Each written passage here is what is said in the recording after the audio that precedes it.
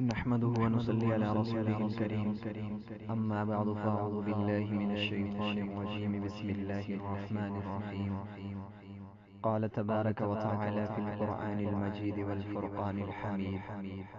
لقد من الله على المؤمنين إذ بعث فيهم رسولا صدق الله العظيم. وقال النبي صلى الله عليه وسلم لا يؤمن أحدكم حتى أكون أحب إليه من والده وولده والناس أجمعين أو كما قال عليه الصلاة والسلام. نہایت ہی معزز و محترم میرے دوستو اور جو بھی مجھے سن رہے ہیں سب حضرات، چونکہ ہم جس مہینے میں ابھی اپنی زندگی کی سانسیں لے رہے ہیں وہ ربیع الاول کا مہینہ ہے، تو اس حوالے سے کچھ گفتگو کرنے کا جی چاہ رہا تھا. یہ مہینہ انتہائی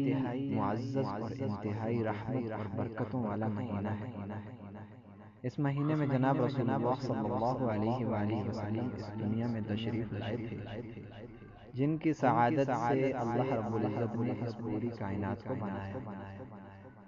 تو اللہ رب العزت نے وہ نبی بھیج کر اور پھر اس نبی کو صرف کسی ایک قوم کے لیے نہیں بنایا بلکہ رحمت للعالمین بنا کر بھیجا، تمام عالموں کے لیے رحمت بنا کر بھیجا. تو اس مہینے کی دونوں جانبوں کو دیکھا جائے تو ایک طرف تو اس مہینے کے اندر ہماری طرف خوشیوں کا پیغام ہے، انتہائی خوشیاں ہیں کہ اللہ رب العزت نے ہمیں اس انمول تحفے سے، اس انمول ہیرے سے نوازا کہ جو اللہ رب العزت کے خزانے میں ایک تھا. ابراہیم علیہ السلام کی دعا، کتنے مشقت کے امتحانات پاس کرنے کے بعد، کتنی مشقتیں برداشت کرنے کے بعد، اپنے باپ کو، گھر بار کو چھوڑنے کے بعد، اپنی اولاد، اپنی بیوی کو کیسی وادی کے اندر جہاں کوئی امید نہ ہو کہ کچھ ملے گا وہاں پر چھوڑنے کے بعد، کتنی پریشانیاں برداشت کرنے کے بعد، آگ میں جلنے کے بعد، یعنی آگ تو نہ جلا پائی، باہر کے فنوں نے اپنے آپ کو وقف کر دیا. اللہ رب العزت تو اپنے انبیاء پر صحیح معاملہ کرتے، تکلیفیں آتی تھی پر اللہ رب العزت خود بچاتے تھے. اتنی مشقتیں برداشت کرنے کے بعد اللہ رب العزت نے ان کی دعا کے طفیل ہمیں وہ نعمت، عظیم تحفہ، وہ عظیم ہیرا اس ربیع الاول کے مہینے میں عطا فرمایا. تو یہ ایک طرف تو ہمارے لیے برکتوں والا مہینہ ہے، وہ نبی کے جس کے آنے سے پہلے عرب کے اندر جہالت، شرکیت،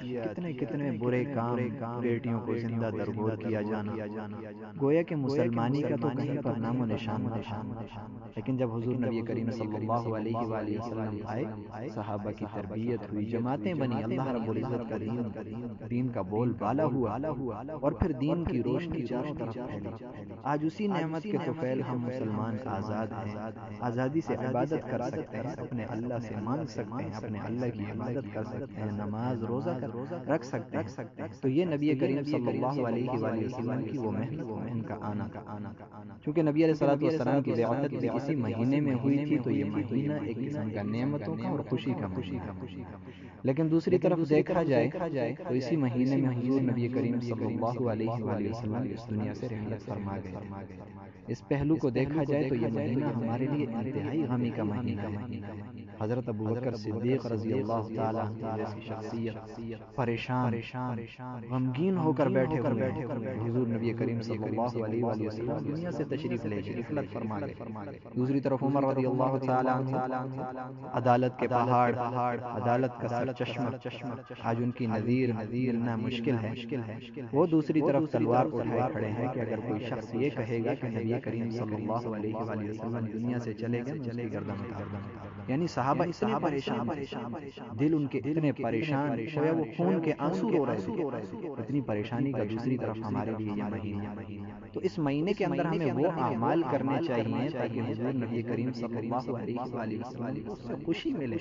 ان اعمال سے وہ خوش ہوں. جب کل قیامت کے دن ہم ان کے سامنے جائیں تو پتہ چلے کہ ان کی ولادت باسعادت اور ان کی رحلت کے دن میں ہم نے وہ اعمال کیے جن سے حضور نبی کریم صلی اللہ علیہ وآلہ وسلم کو خوشی ہوتی. جب ان کے